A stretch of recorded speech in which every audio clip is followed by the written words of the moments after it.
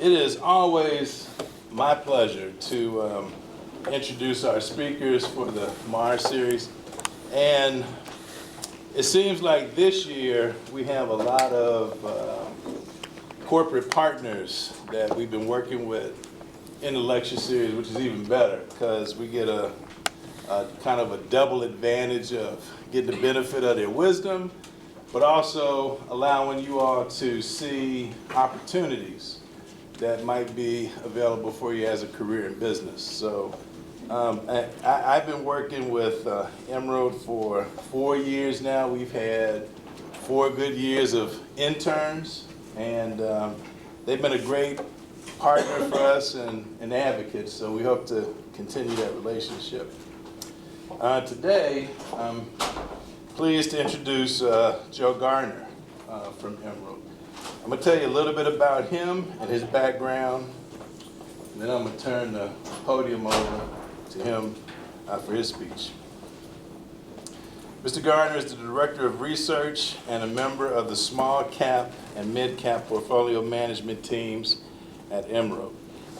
He is also a manager of the Emerald Growth Fund. Mr. Garner's research efforts are focused on small and mid-sized firms in the business services, capital goods, consumer and financial services, and technology sectors. In 1997, he was named as a home run hitter by Institutional Investor magazine, has appeared on Bloomberg Television and CNBC. He also has been quoted in Fortune magazine, Bloomberg Business News, USA Today, Dow Jones News Service, Standard & Poor's, Market Watch, Investors Business Daily, the Wall Street Journal, and many other media outlets. Mr. Garner served as president of Millerville University Foundation and previously served as a chair of the board of its investment committee.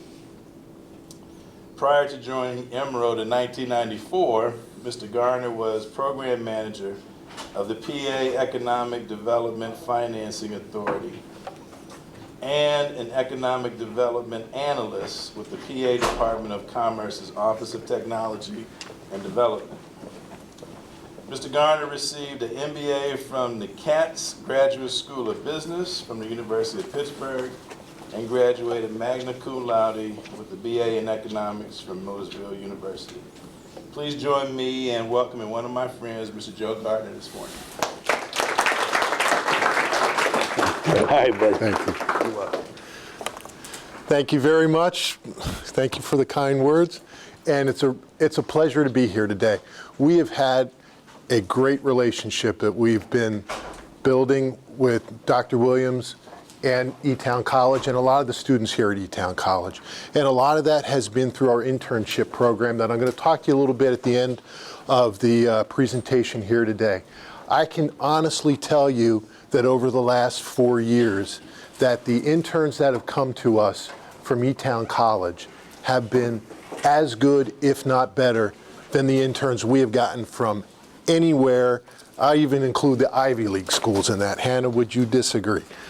Yeah, I have Hannah Arnold here with me today, and Hannah's the person who manages the intern program for us here at Emerald. So at the end, if you have any questions about that, if it's something you might be interested in, feel free to see Hannah or myself, and we'll be happy to help you with.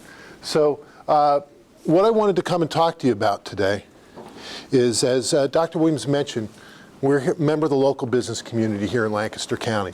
And while I named the presentation, Achieving Investment Success by Doing Your Homework, what I was really tempted to name this presentation was, how do a bunch of people from Lancaster County become one of the most successful investment firms on Wall Street? How does that happen? And that we're there on a consistent basis. And what I hope you realize by the time I'm finished here today, there's no magical science. There isn't a big supercomputer that we hide in the back of some cornfield out in Manheim Township that enables us to make investment decisions. What it really is a lot of very simple blocking and tackling, consistent, repeatable process by, we think, some very highly talented people. And believe it or not, and I'm sure you guys here believe it because you're here, you got some, very talented, very smart, very sharp financial minds here in Lancaster. And if you're willing to do the work and do it consistently, I think we've proven that you can get the results. But I'll walk you through and I'll give you the secrets to our success. So I'll tell you a little bit about Emerald, but I'm going to first ask this question. How many here, other than Nick, who's one of our current interns, how many here have ever heard of Emerald Asset Management? Okay, we've got a few. Now, how many of you ever heard of them before you came to E-Town? All right, we've got a few too. And that's more than I normally get on that question, because I think we're really one of the best kept secrets in the investment industry. As I mentioned, I'm going to tell you a little bit of our secret sauce, which is our 10-step research process. We'll get into that. Give you a few examples of how that's worked, and I could tell stories all day long. And if you encourage me, I just might. Talk to you a little bit about, we're growth investors. So where does growth tend to come from? It tends to come from innovation. And I'll give you an idea of some of the things that we're looking at as a research team that we think are interesting. You may or may not agree, and if there are other areas you think that, boy, that as you're doing your studies here at school look interesting, let me know. We're always open to new ideas. And I'll tell you a little bit about our internship program. So, okay, about Emerald. And feel free along the way. Any questions, anything, interrupt me. Keep this as a dialogue if we can. There are no stupid questions, because if there are, I probably already asked them along the way. Emerald was founded in 1991 here in Lancaster by an individual by the name of Joseph Bessaker. He was a broker here in the local area, grew up in Lancaster, and really the heritage of what we are and where we came from is that he was working in Harrisburg at the time, got to know a gentleman by the name of Ken Mertz. He was the chief investment officer of the state employees retirement system. They were probably managing somewhere around $30 billion or something. They're significantly larger than that today. And they manage the retirement assets that pay the pensions for the state workers. And Joe heard Ken give a talk, and Ken gave a talk about a product that he started when he joined the state employees retirement system, or SERS, that he went in and he realized that the state was investing very little back into Pennsylvania companies, and he thought that was very strange for an organization like theirs. So what he did was he formed an index. Are many of you familiar with what stock market indexes are? S&P 500, Dow Jones, things like that. Familiar with them? Basically, it's a basket of stocks that are to mirror some portion of the marketplace. Well, he said, okay, if we took and made an index of every single public company in Pennsylvania that was larger than $100 million, below that, they were a little difficult to buy, the stocks, so they kind of set a threshold at $100 million and up. How would that compare to the overall market? So what he found, he hired a firm, they did a back test, went back 10 years to see what the performance would have looked like, and he found out that on a consistent basis, it performed several percentage points higher than what you would have been able to achieve if you owned the S&P 500 or the Dow Jones Industrial Index. And one of the keys to that is Pennsylvania is a very diversified economy. If you think of Philadelphia, you think of Pittsburgh, and then you think of what they call the T in the middle, where we are. Three completely different economies. Most of your major industries are represented. So Joe heard that, and he said, that's kind of interesting. He said to Ken afterwards, why do you do it as an index like that where you just own all the stocks? These are the companies you're closest to. By being local, you should know a little bit more about them than somebody in California or Texas or wherever they may be. You should be able to determine which ones are the good ones, which are the bad ones. Don't own the bad ones, and own a little bit more of the good ones. And Ken said, that's a great idea. He said, but there's two problems with that. He said, problem number one is that on a lot of those smaller companies where you can sometimes get your best returns, they tend to be the faster growers, there's just not enough research out there. And we're we have small staff here, we really don't have the ability to go out and determine who are the good ones and who are the bad ones.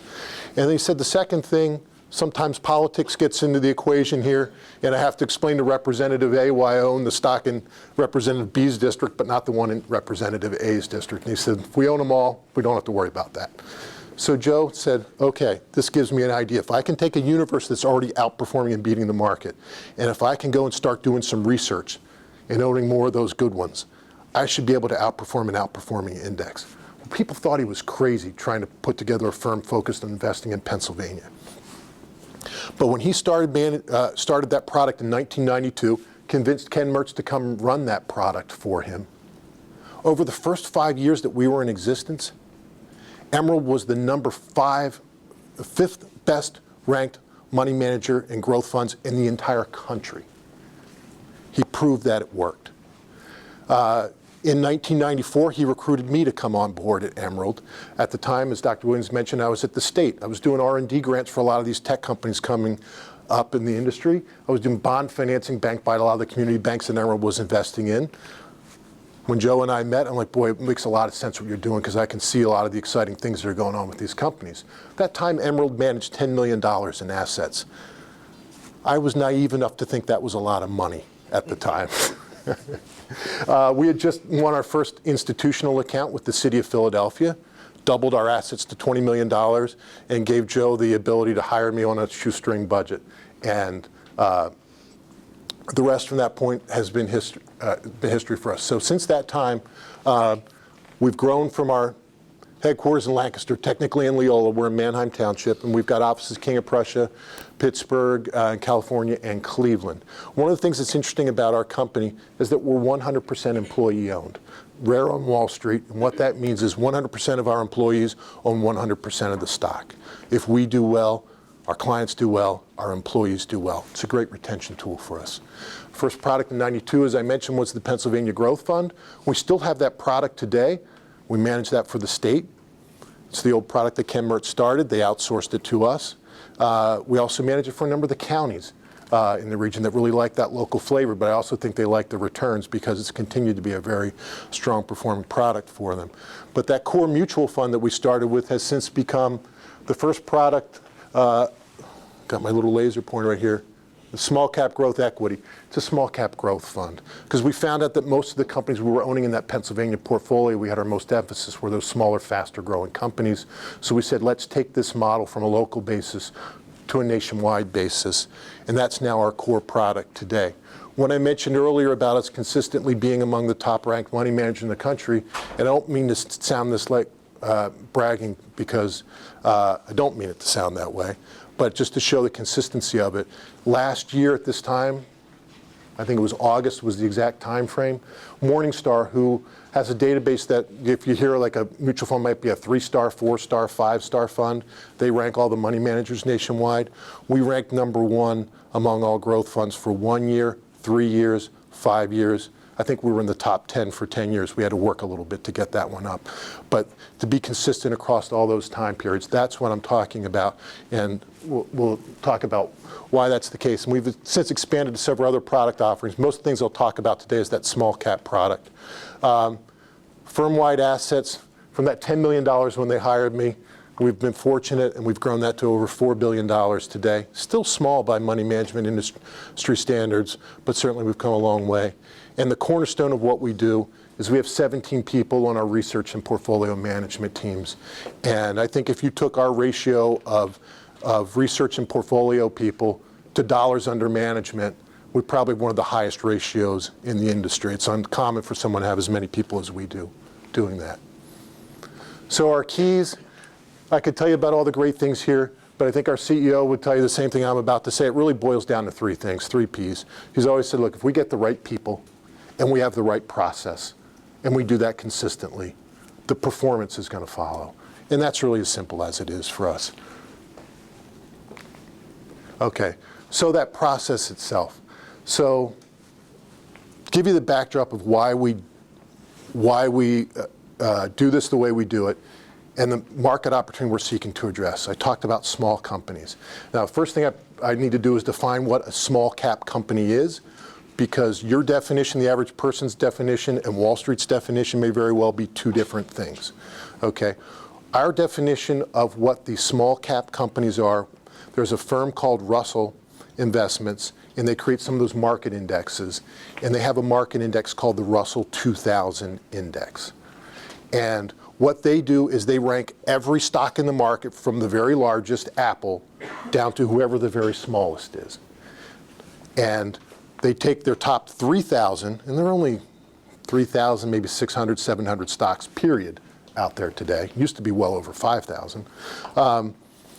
And that top 3,000 is the Russell 3000 index, and that's how they track the entire stock market. The Russell 2000 are the 2,000 smallest in that group. So stock number 1,001 through 3,000, that's how they define the small cap universe. And what we try to do for our clients is create a portfolio that performs better than that. Because they have two options. Our clients can say, I'm just going to buy that index, and I'll pay a very small fee for it. Or I'll go to someone like Emerald who can do better than that, and I'll pay them a little higher fee for the potential to outperform it. So what does that give you in company sizes? Well, on the small end, you're probably talking about companies with a market cap. Their market value of all their shares outstanding is about $200 million, up to about $3.5 billion in size. A lot of people might not consider those to be small companies, but by Wall Street standards, those are small companies. Okay, so what are we trying to do?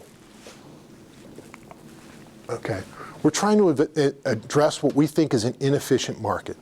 How many of you here have taken a portfolio class of some sort? Okay, we've got a few. Have you talked about the notion of the efficient market theory? Okay, you have. What does that tell you? What does the efficient market theory tell you? Well, in our concept, we're thinking that the market itself, depending on regulations, can be more efficient or less efficient. Market with less regulations tends to be more efficient.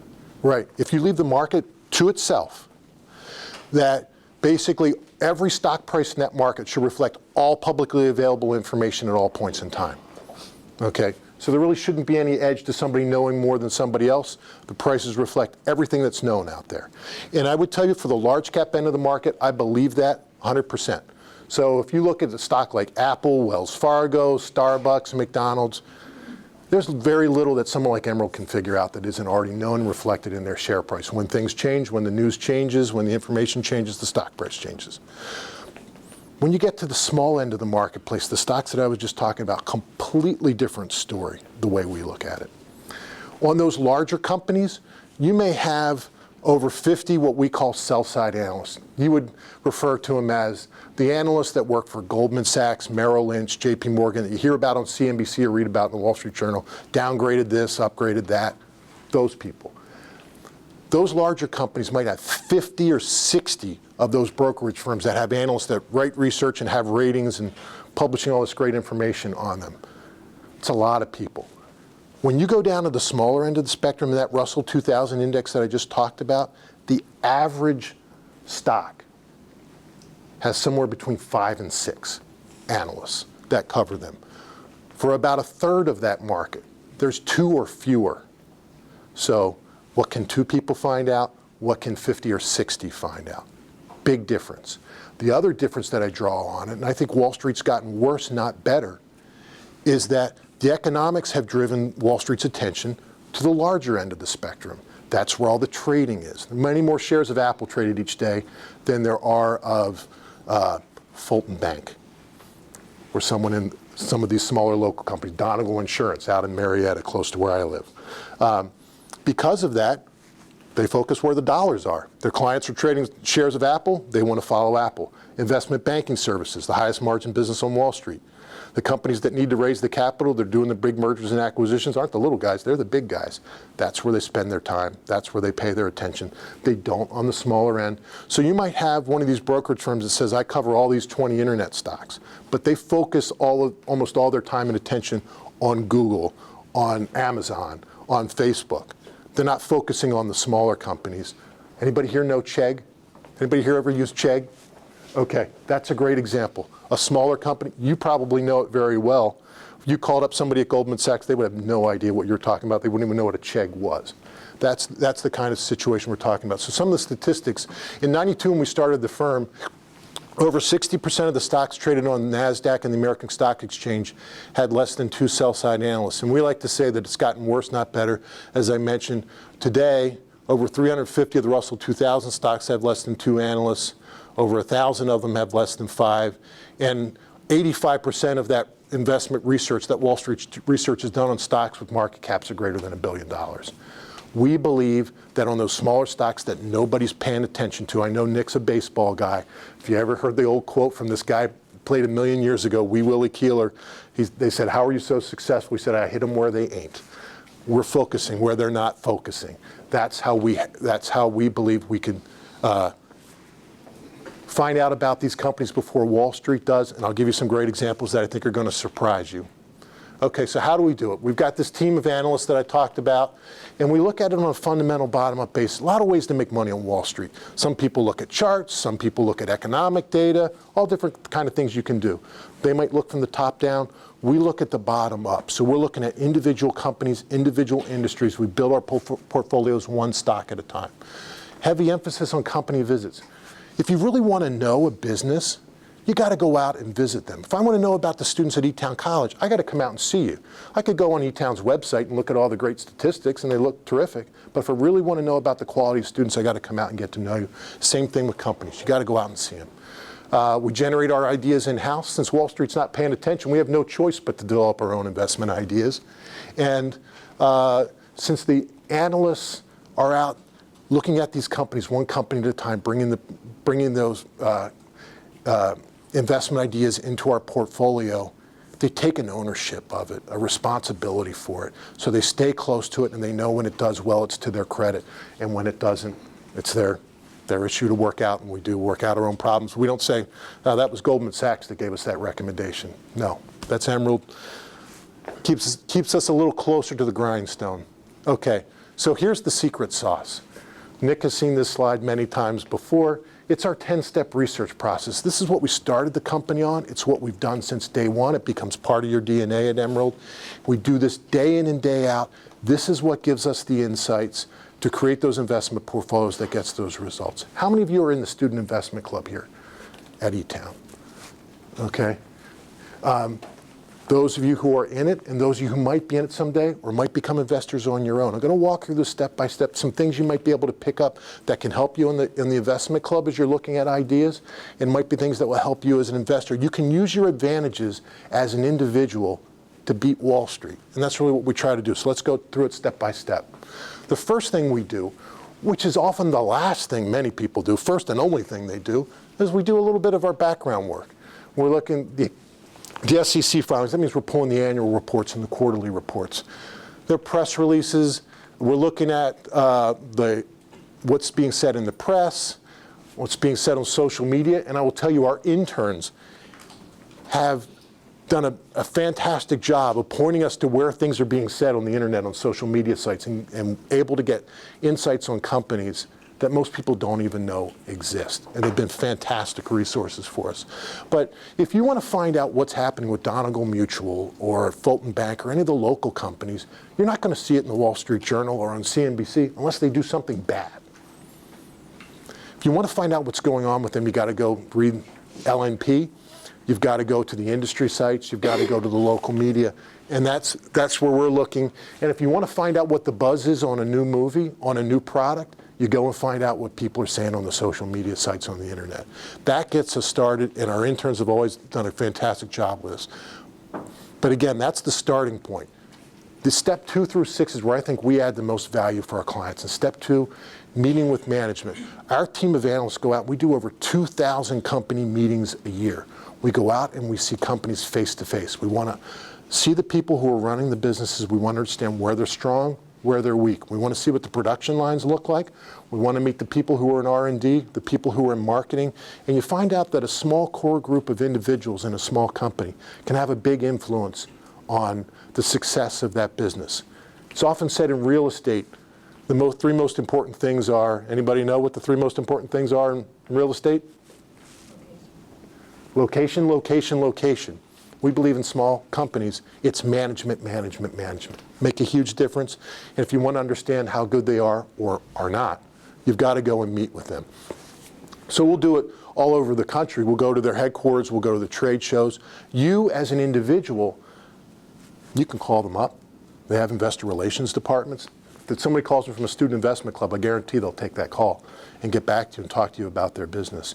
You can go to some of the trade shows that are here locally and understand what's going on. There was a huge trade show in Baltimore a few weeks ago for the natural and organic food space, fastest growing area of the food industry. You could go down there and sample as much food as you wanted and see who's got the best new products and who doesn't.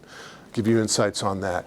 You can go and and you can talk to people who work for the businesses. You might have a parent, you might have a neighbor, you might work for it yourself to understand what's going about that company and what makes them strong and where their vulnerabilities are.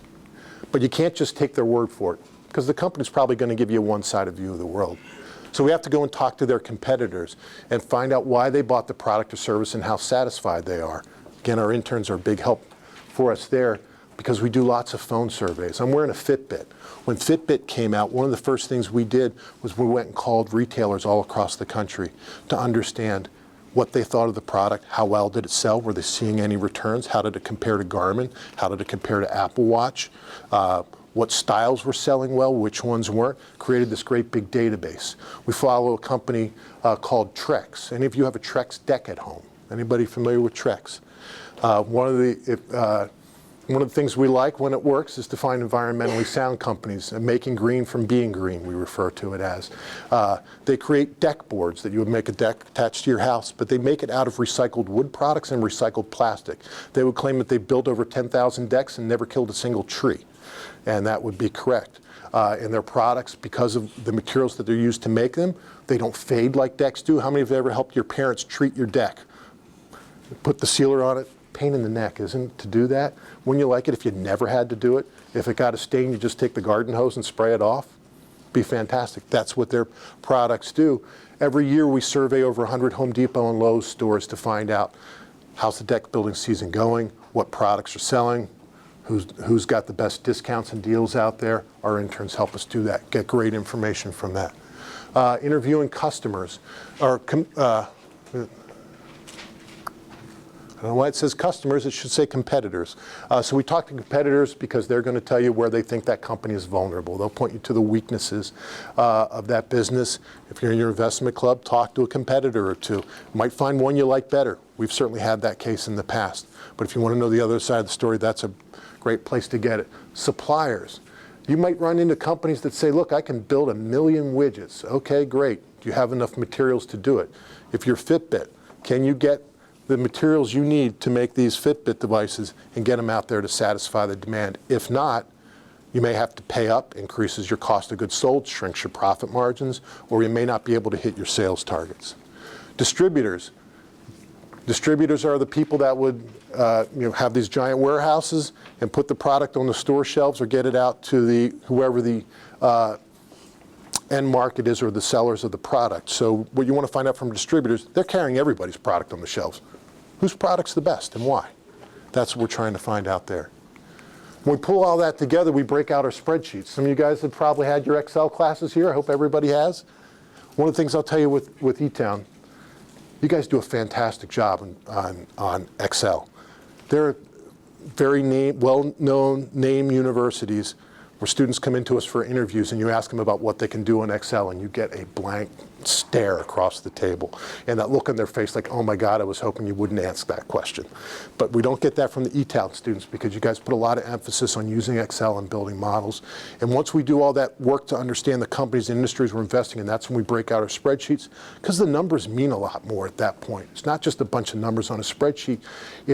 You can start to see the trends and understand why revenues are growing, why profit margins are expanding, and why earnings are growing, and how that compares against others in their industry.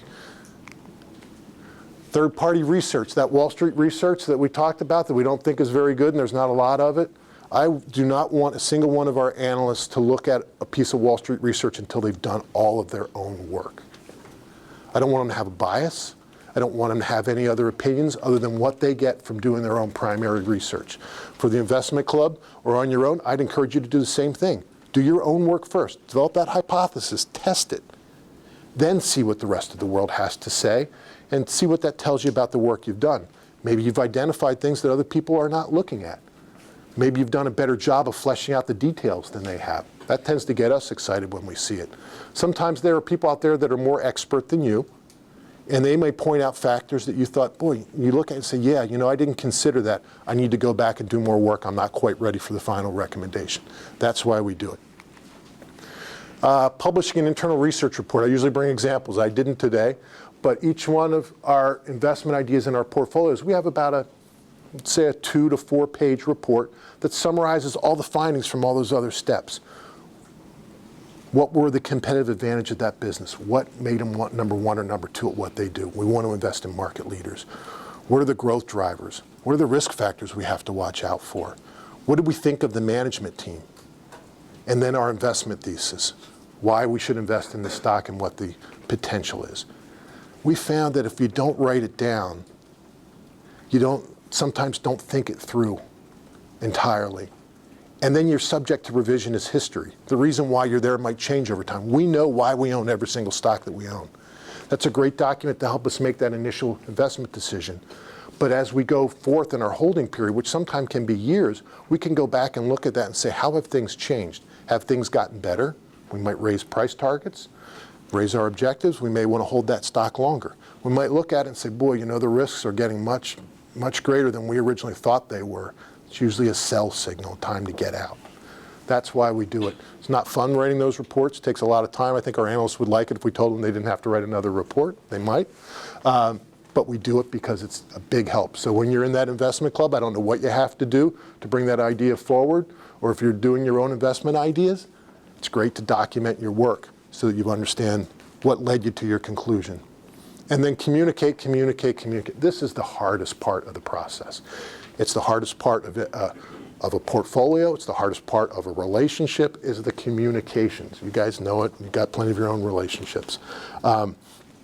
When you've got 17 people out doing over 2,000 company meetings a year, you've got to make sure that information gets back to where it needs to be, the portfolio managers on a timely basis. The market moves very quickly so that we can make our buy and sell decisions in the portfolio. It's great if an analyst has all this wonderful information in their head, but unless it comes out, we can't do anything with it. So we have formal meetings. Nick's seen the analysts assemble for many of them, where we go and we talk about what the team's finding, sharing data points with each other, collaborating, helping to make better investment decisions. I can tell you over time, our greatest investment successes have been situations where analysts have been working together rather than working independently. You got smart people, probably have it in your investment club, benefit from the resources that others have, share your data points back and forth, leads you to better conclusions. So that's the process. There's the team that I mentioned. Those are the 17 individuals. Boy, if I went around the table on here, I would look at it and I would say, we've got Penn State, Penn State, Penn State. We've got Delaware. We've got the upper left corner, my two co-managers in the Small Cap Growth Fund are Millersville University. A lot of local schools and universities. We even got an F&M on there as well in the bottom right corner of it. A lot of local presence here on the team.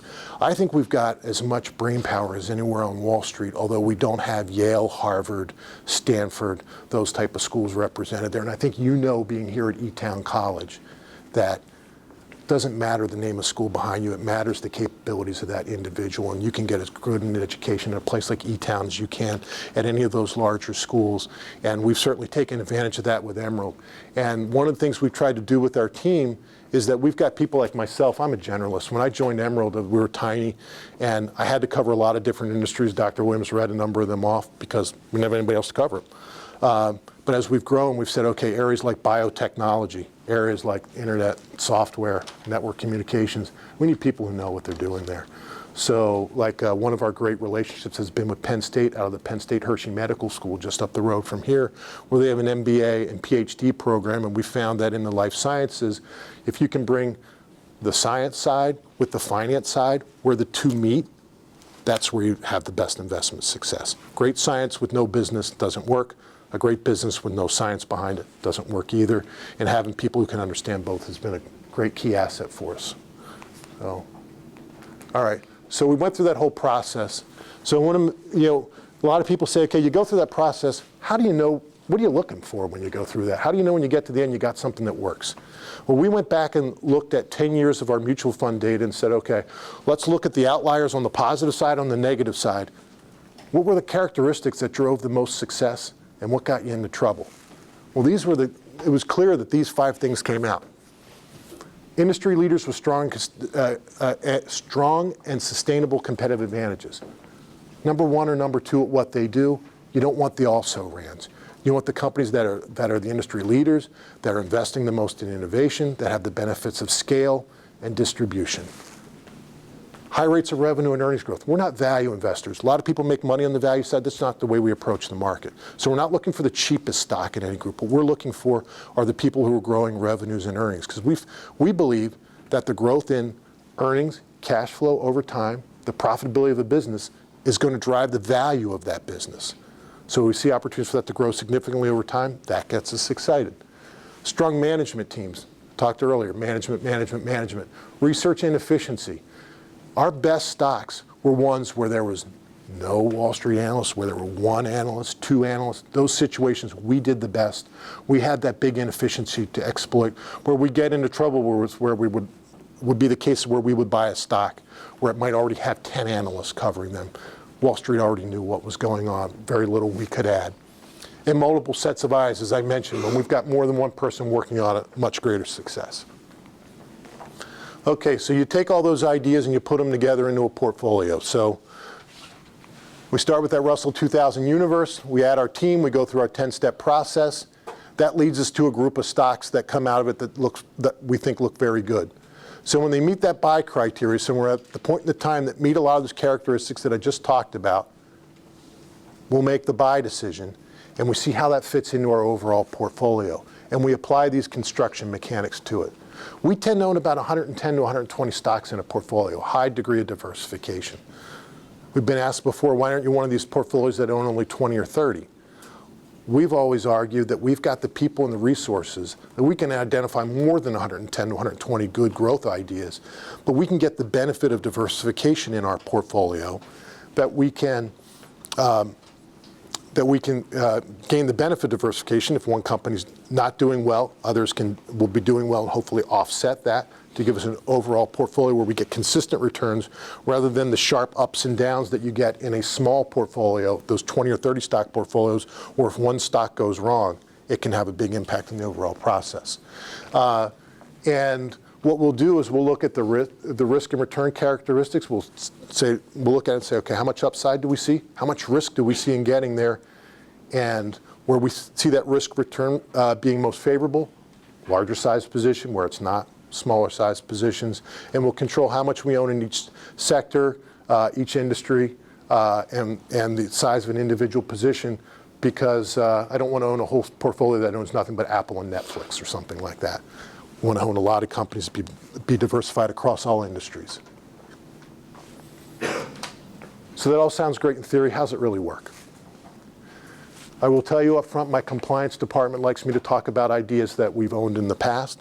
You want to talk about current stuff, happy to talk about as much of that as you want afterwards. But these are a few interesting ones. Anybody ever hear of this company? It took a long time for Wall Street to figure this one out. This is one of my best stories that I tell to a lot of interns when they come into us for interviews. Back in 2002 or somewhere around there, Monster finally crossed the threshold where they came into that Russell 2000 universe. And I gave one of our interns a stack of papers and said, here's all the companies that are coming into that Russell 2000 index this year. What looks interesting to you? He came back with one. And it was this company called Hansen Natural, sat the piece of paper on my desk, and he said, I like this one. I looked at it and I said, okay, Hansen Natural. I read the description of the business. Maker of natural and organic sodas and juices in Southern California.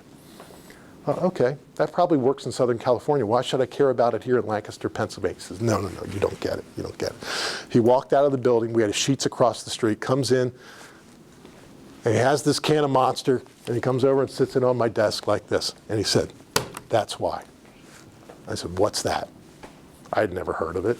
And he said, it's an energy drink. And I said, was that like Red Bull? And he said, yes, exactly like Red Bull. And I said, well, why would somebody buy this over Red Bull? He said, you got to think like a college student.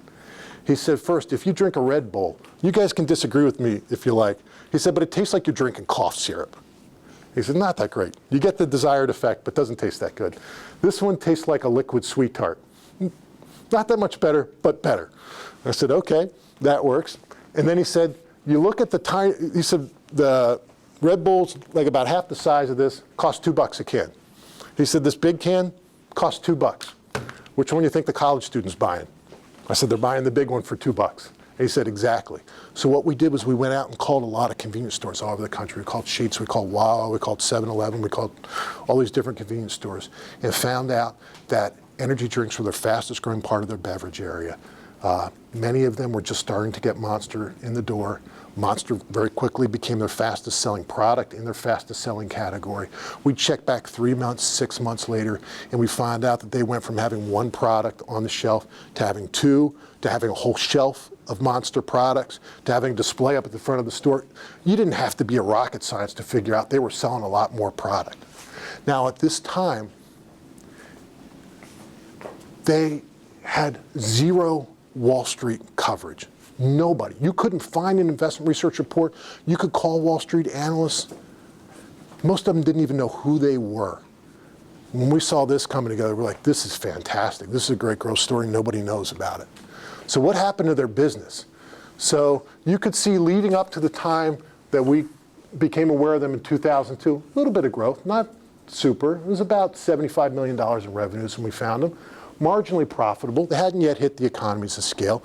But you know what? You could see the economies of scale coming because they were a virtual business.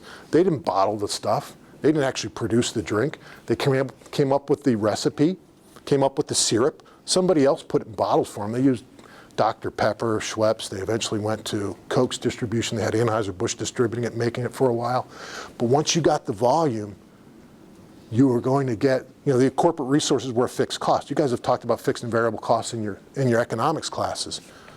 Once you could overcome that fixed cost level, you could see a lot was going to drop to the bottom line with each incremental can of Monster they were selling. So as the revenue started to ramp, going from about $75 million to 2006, where they were over $4 billion, they're like $3 billion today, or $400 million, now grown to about $3 billion. You could see what happened to their earnings per share. Went from about 25 cents a share to over $3 a share. Well, from what I said earlier, that we believe that growth in earnings drives growth in stock price, imagine what that did for the stock price. Well, here it was in 2002. Stock was trading for, at the time adjusting for the splits, about $2 or $3 a share. The reason I stopped the chart where I did in 2006, that's when the first Wall Street analyst ever wrote a research report on Hansen Natural. Stock price was almost $200 a share. If you bought it when that company came into the Russell 2000 at $2 a share and held it until 2006, Emerald did, the value of your investment went up 100-fold. One of the best performing stocks the entire decade. It took Wall Street forever to catch on to it. Why did it take them so long? Well, as I mentioned, the business had phenomenal economics behind it. Once they got the revenues going, they were printing money. They didn't need Wall Street to raise any money for them. So there was no incentive for the investment bankers to come knocking on their door.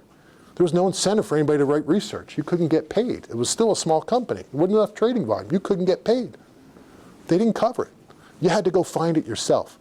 That's the kind of stocks that we look for on a daily basis. And there are so many of those out there.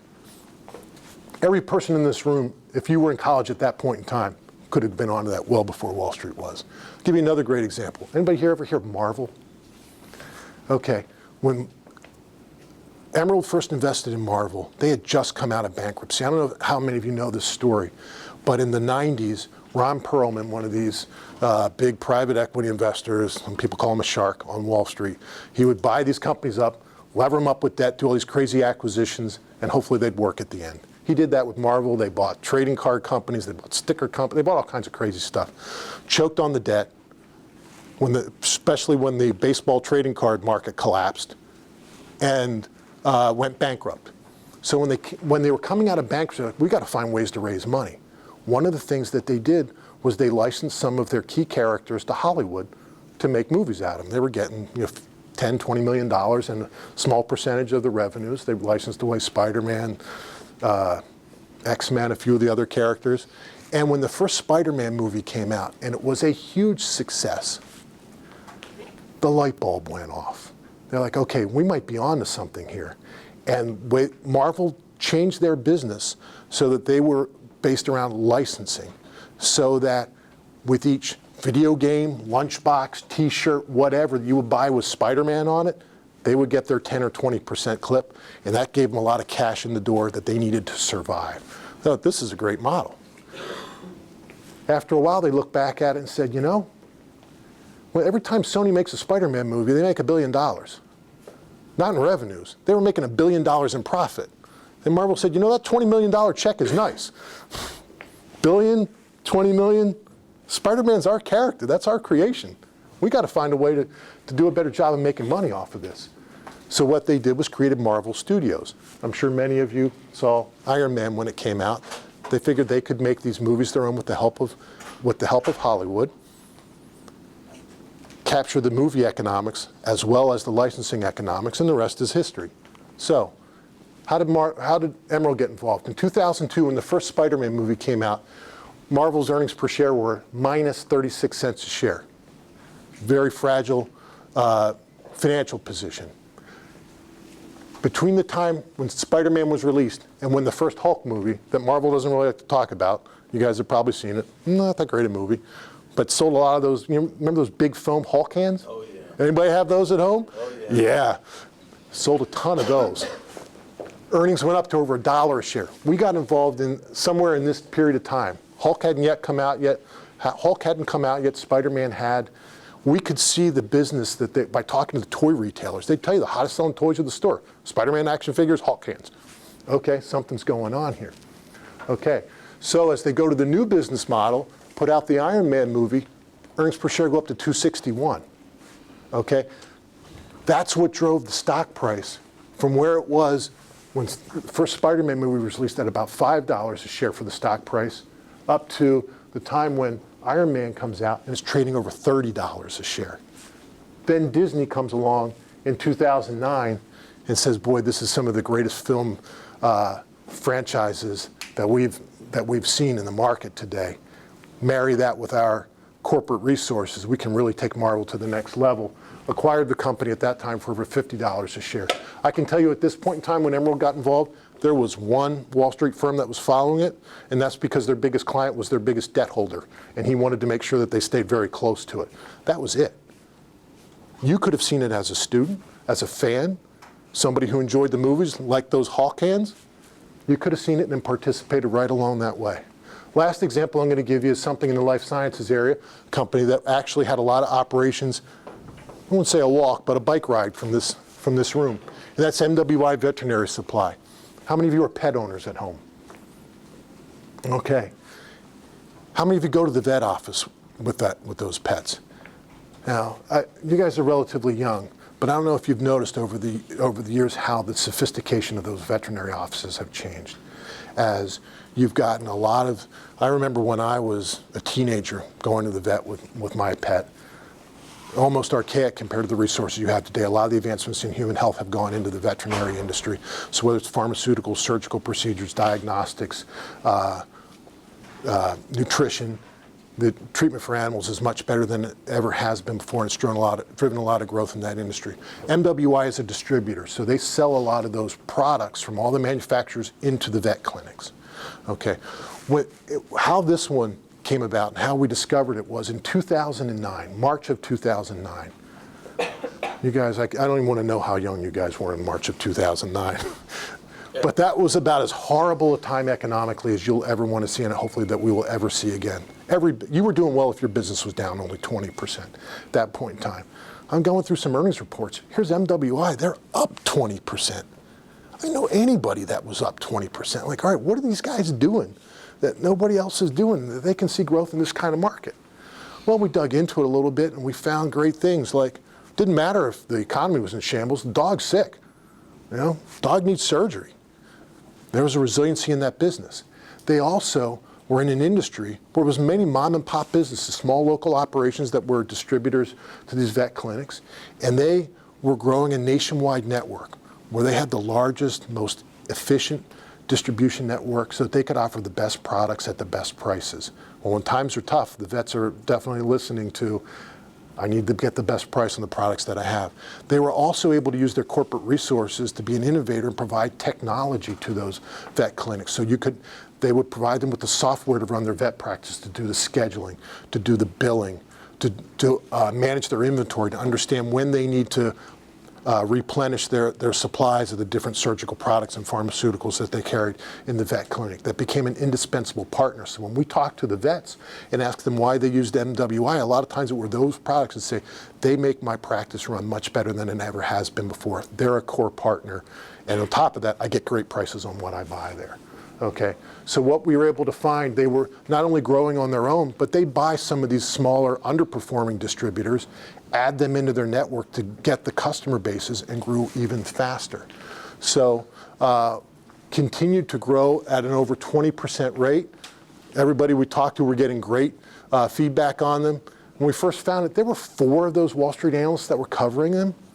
But what was interesting about it is they were left over from when the company did its initial public offering, when they first came onto Wall Street.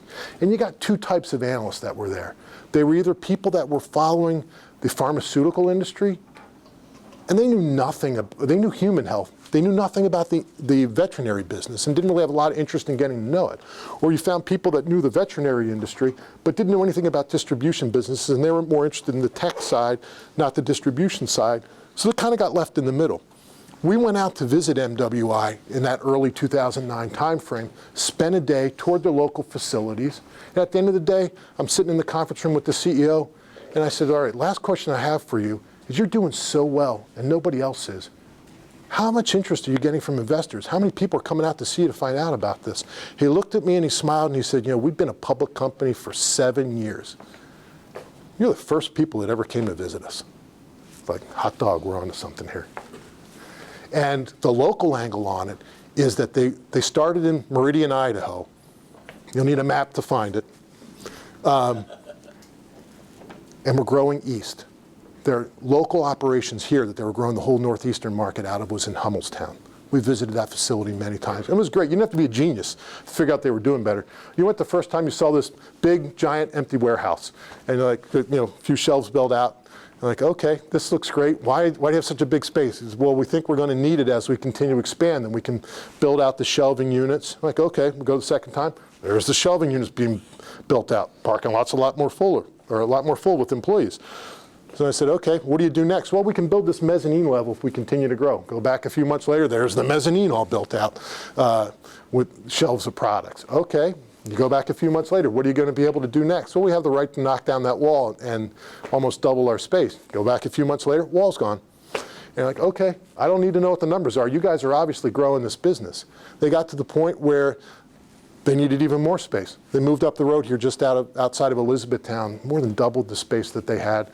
And I haven't been there lately, but I'm sure they're pushing the limits on that. And the reason that we haven't been there lately is they ended up being acquired at the beginning of last year by another large human health distribution firm. So what happened with that stock? So when we found it there in early 2009, stock price right there was a little less than $30 a share. At the time they were doing about $600 million in revenues, about $1 a share in earnings. By the time they got to early last year, up there when they got acquired, they were doing over $3 billion in revenues and earning over $6 a share. Again, growth in earnings, growth in revenues, growth in stock price. That stock price went from less than $30 to almost $200 a share where they were acquired last year. Another one of those great opportunities in business that I think all you had to do was pay attention. You could have seen what was going on there. All right, I probably don't have much time left for this, but I'm going to quickly just give you an idea of some of the things we're looking at now that we think are interesting and neat. And again, I'm interested in any ideas you guys may have. We see innovation everywhere. All you got to do is keep your eyes open and go talk to people, and you can see exciting things that are going on. In tech, cybersecurity. You can't open a newspaper or turn on the news anymore and not hear about somebody who just got hacked. You got to stay one step ahead of the bad guys. I don't know a single corporation that's not spending more this year than they did last year and the year before that in cybersecurity. You have to. It's the cost of doing business nowadays. We've been trying to find some of the leading suppliers into that marketplace who are seeing the benefit of that increased spending. Unified communications, you've probably never heard of that term. It's basically using internet telephony for businesses. I mean, 15 years ago, you saw those crazy Vonage commercials where you get your phone service at home over the internet, or Comcast Voice, all those great things. Businesses didn't tend to use it because of the quality and reliability. That has now changed. You can argue that the quality and reliability is better over the internet service than it is over traditional phone lines, and a heck of a lot cheaper and a lot more flexible. So that if I was on one of those services and I wasn't at my office like I am today, I just push a button on my smartphone, this becomes my desk phone. Less than 10% of all business lines are using that type of internet telephony today. I bet 1 year, 3 year, 5 year, 10 year, you give me the time period, that number's going up. It's never going down again. I've been trying to find the leaders in that space. Optical communications, all you guys who are streaming Netflix at night when you go home, you're killing the internet. So everybody's trying to upgrade to 100 gigabytes per second. We're trying to benefit from all that infrastructure work that's going on. Healthcare, several years ago, when they mapped out the human genome, so that they understood which genes were driving which traits, which characteristics, et cetera, opened up a world of innovation for the biotech industry, because if you can identify which gene, whether you turn it on or off, is causing a disease or curing a disease, you can target therapeutics for that. That's what our biotech team is focused on today. Orphan drugs are an interesting section of the market. It's not for individuals who no longer have parents. It's for orphan drugs, they consider for diseases that affect less than 200,000 people across the country. These tend to be horrible diseases, but very small populations. And what some of these companies have been able to do are target therapeutics for those markets. The FDA has said that we will give you accelerated timetables to approval. You don't have to do as large a study because the populations are a lot smaller, so not as expensive as they used to be. And the drug companies don't tend to push back on those cures because they're sorely needed and the markets are so small. But for a small cap investor, they're very big. Industrials, Trex is a great example. In building materials, you don't normally think of building materials, cement, wood, things like that as being growth areas. Trex is a great example of innovation. Financial services, community banks are not the community banks they used to be. A lot of technology. They're a lot more innovative and they tend to stay out of trouble more than Wells Fargo and the bigger guys do. So we see a lot of opportunities there. Online financial services, this is a great area. You guys ever see this Lending Tree commercial with the guy with the puppet who applies for a mortgage loan in his underwear? Have you ever seen this one? Okay, all right. This is one of those companies that nobody on Wall Street's paying any attention to, but growing at very fast rates. And they, you go shopping for a car, you go shopping for your textbooks, you go shopping for anything. Where's the first place you go? You go to the internet, right? Okay, why don't you go to the internet to shop for your mortgage? They are the largest shopping destination for people looking for mortgages by far, and they represent 2% of all mortgages originated in this country. Just like that internet telephony, that number's going up. It's never going down. And so we're looking for ways as people start to go to the internet for those services, who's going to benefit from it? We're looking for companies like that. In the consumer area, there's always a new store, there's always a new restaurant. We're looking for some of the more innovative ones. You guys probably have better insights on that than I do. The online education services, we talked about Chegg earlier. Chegg is a great resource. I have a son who's a freshman in college who called me up a few weeks ago and says, "Hey, Dad, can I sign up for Chegg Study for my chemistry class?" Absolutely. I don't know if you guys have used it. I'd be curious to hear your experiences afterwards, if you have, to tell me what you think of it. But we think that's a great company that not many people are looking at, growing their revenue base over 20% a year. And again, it's one I think that more students are going to use the internet for studying, collaborating. That's not going backwards either. And commercial weight loss products and services. Unfortunately, that's weight loss is an industry that's is a situation that is one of the most significant issues in this country, and there are many companies trying to address it. And one of them that I could have easily had as one of the examples here is Nutrisystem, a local company in the Philadelphia area that some of you may have seen the commercial with Marie Osmond or Dan Marino. They got a new product coming out this year on the South Beach diet, which watch for it come diet season. It was always a book, never an actual weight loss program. Everybody likes simple diet programs and easy to use meal regimens. You take the food, you pop it in the microwave. It's there, it's good, it's fresh, it's delivered to your door. We'll see how that works out, but people will come up with new and innovative solutions in that market. There's definitely a large enough population out there for it. So that's what we think is interesting. Again, be interested in your insights. Our internship program.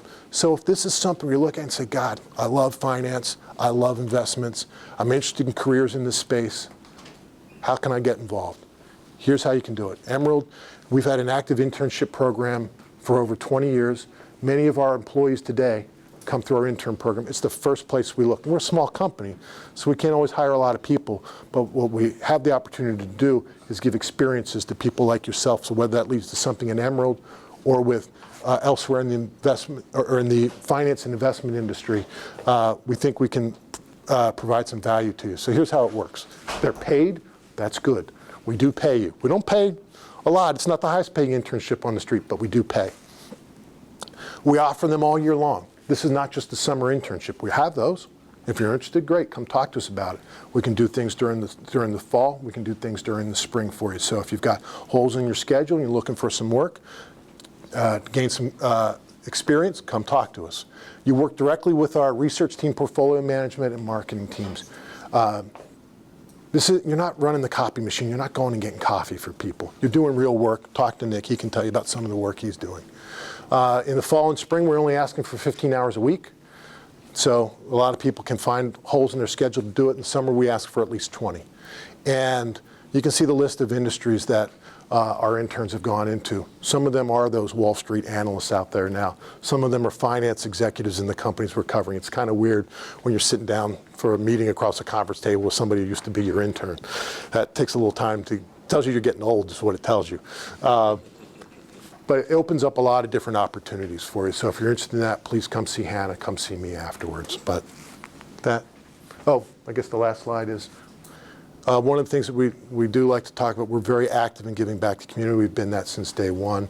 And that's one of the things that we always felt was very important, and we want to leave a good footprint behind in the Lancaster County area. So anybody that's interested in that, we can certainly tell you more about what we're doing. I know I ran late, but any questions from anyone? Anything I can answer for you?